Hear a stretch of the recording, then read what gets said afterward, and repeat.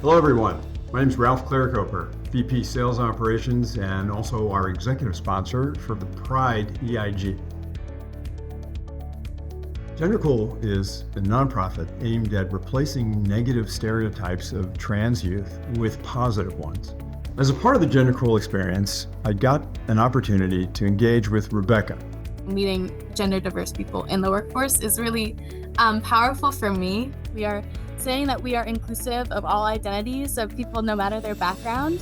1 in 5 members of Gen Z identify as LGBTQ+. Rebecca's perspective as a member of the next generation workforce is especially valuable.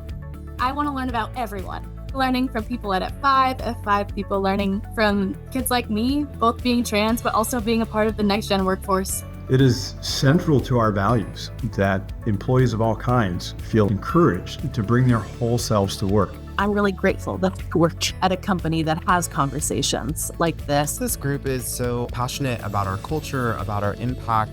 We have so many different identities that need to be celebrated. You have to put effort behind it. The pressure isn't all on you. There are people out in F5 that I've met who will create the difference in the company, but also in the world.